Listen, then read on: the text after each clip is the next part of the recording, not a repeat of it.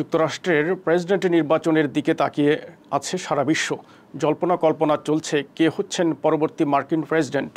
পরবর্তী প্রেসিডেন্টের ওপর ভিত্তি করে নিজেদের নীতি পরিমার্জন করবে আঞ্চলিক শক্তিগুলো। তাই আগে থেকেই চলেছে নানা ধরনের জরিপ। তবে সেসব স্বীকৃত পন্থা ছাড়িয়ে নির্বাচনের আনুষ্ঠানিকতা শুরুর আগেই এক জ্যোতিষী বলে দিয়েছেন কে হচ্ছেন পরবর্তী মার্কিন প্রেসিডেন্ট। দ্য ইকোনমিক টাইমসের এক প্রতিবেদনে জ্যোতিষী অ্যামি ট্রিপ ভবিষ্যৎবাণী করেন নির্বাচনে জিতে পরবর্তী মার্কিন প্রেসিডেন্ট হতে যাচ্ছেন ডোনাল্ড ট্রাম্প। তিনি দ্বিতীয়বারের মতো হোয়াইট হাউসের বাসিন্দা হতে চলেছেন। অ্যামি ট্রিপের ভবিষ্যৎবাণী মুহূর্তেই নেট দুনিয়ায় ভাইরাল হয়ে যায়।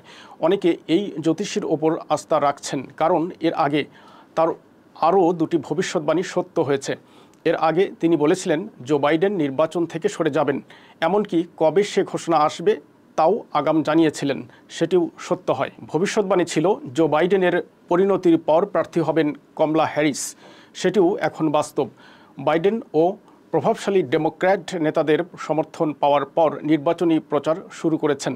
এমনকি ইতোমধ্যে ফরমে স্বাক্ষরের মাধ্যমে যুক্তরাষ্ট্রের প্রেসিডেন্ট নির্বাচনে আনুষ্ঠানিকভাবে প্রার্থিতা ঘোষণা করেছেন দেশটির ভাইস প্রেসিডেন্ট কমলা হ্যারিস।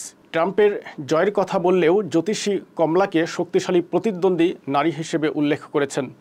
আর ট্রাম্পের ব্যাপারে বলেছেন তিনি পেশাগত সাফল্যের অনন্য উচ্চতায় অবস্থান করছেন।